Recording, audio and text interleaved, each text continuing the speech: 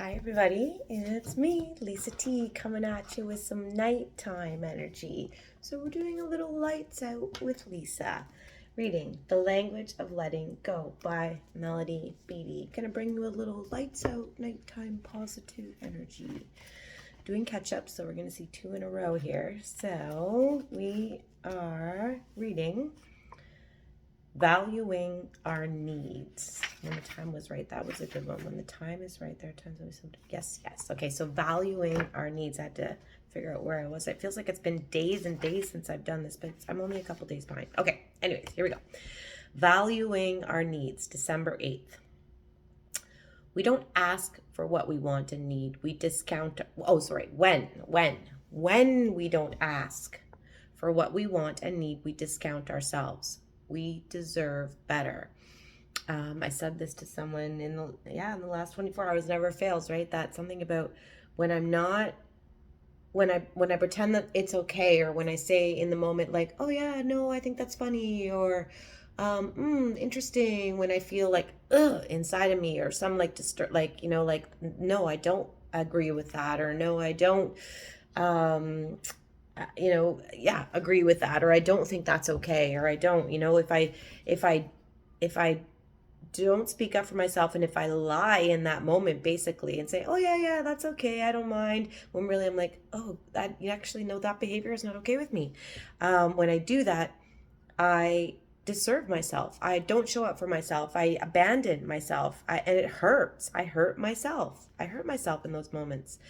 And interesting enough, if we're not aware of that, I know that, from my past experience was, then I think like, oh, that person doesn't meet my needs, not exact like verbatim, but the message is that person doesn't show up for me or whatever. But meanwhile, I didn't show up for me. So again, it's always pointing back. Anytime we point that finger out, there's 3 pointing back. So when we don't ask for what we want and need, we discount ourselves, and we deserve better. Maybe others taught us it wasn't polite or appropriate to speak up for ourselves. I definitely got that message. I don't think, if you're having if you have troubles in your life, I'll just say, like, well, did you have a childhood? We all had a childhood, and our parents were doing the best they could, but we've come so far as a whole, as a collective, on dealing with the psyche, and dealing with trauma, and dealing with the messages we send, and how to do this thing called life a little better, and growing up. And so our parents didn't intentionally probably say, like, it's not okay for you to speak up for yourself. They probably didn't do that, but the message we received from from what we were picking up on, we received that message. So maybe others taught us, and again, so they didn't say, I'm going to teach you a lesson, don't speak up. That's what we learned through that experience with our families, with our parents, with whoever brought us up. So maybe others taught us it wasn't polite or appropriate to speak up for ourselves. The truth is, if we don't, our unmet wants and needs may ultimately come back to haunt our relationships. So if we don't speak up for what we want and need, what's going to happen is we're going to build like I just said, then we're like, oh, that person doesn't do, so you end up building a resentment. Then the next moment you see through that resentment, that person in front of you is never allowed through this veil, this blockage you put up, to just be present, or just be as they are now. And they start to collect like a list of things from our unmet needs, wants, and when we feel that we didn't get a need met. And so, of course, that's going to make a toxic relationship with you and someone, right? So we hurt the relationship by not speaking out for our wants and needs. We may end up feeling angry or resentful. There you go. Or we may begin to punish someone else for not guessing what we need. People aren't mind readers. We think. I remember a while back, I was calling a friend after a situation because I said, like, God, like, this person couldn't tell that I was obviously busy. And my friend said to me, did you tell her I'm busy right now? Can we talk later? I was like, no, but it was obvious. She's like, Lisa, you got to speak up for yourself. So, I know from my own personal experience, it's very easy for me to think, well, it's obvious, didn't they see my body language? Didn't they see my facial expression? But people can't read minds. We can't put that responsibility on someone. We have to speak up for ourselves. And because we'll punish them, and it's so subtle. It's not like you're literally like punishing them, saying I'm going to punish you, and you're, but you subconsciously start to behave and act and do little things to try and like tit for tat them. I know this from talking to multiple people about human behavior. So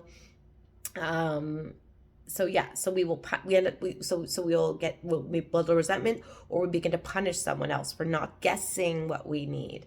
We may end the relationship because it doesn't meet our needs. So we're like, I'm done with this because that person didn't meet my needs. But it's something like, I'd love someone to say to you, did you ever ask?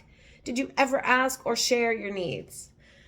Everybody has some different needs too, but depending on what life experiences we had, depending where we are today, depending on what we're going through right now, our needs change on a daily basis, sometimes an hourly basis, sometimes yearly basis, but these things change. So we have to keep communicating this stuff.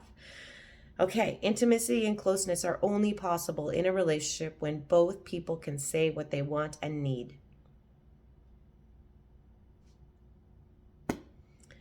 Only. Doesn't say sometimes. Intimacy and closeness are only possible in a relationship when both people can say what they want and need. Sustained intimacy demands this. It is an absolute. Sometimes we may even have to demand what we want. Ugh, I don't know about that one for me yet. Maybe that's part of the journey. This is called setting a boundary. We do this not to control another person, but to gain control of our life. So we might have to demand. This is actually, what do they say? A deal breaker.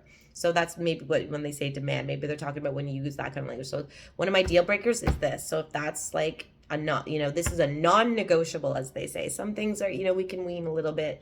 We can compromise, I guess, some things, but, and shift, make different levels of it, I guess, but some things are deal breakers. So we can demand what we want and set a boundary. And that's not to control someone else, that's to gain control of our lives.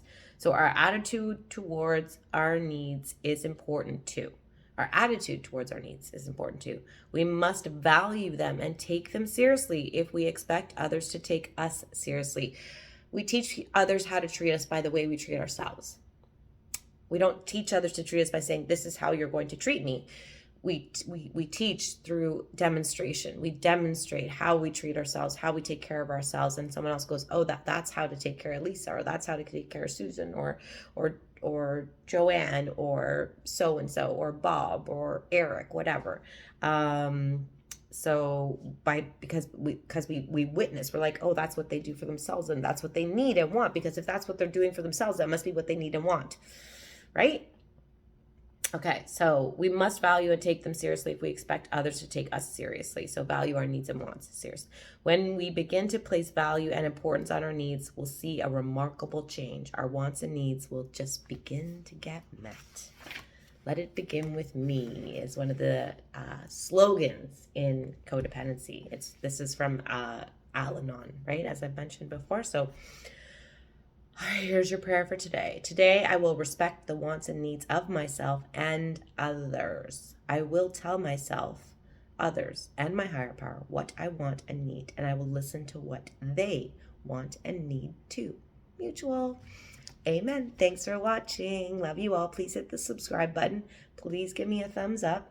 Let me know you like this video and you're on the journey with me, and that this is serving you as it's serving me. The language of letting go. Thanks for watching, everybody.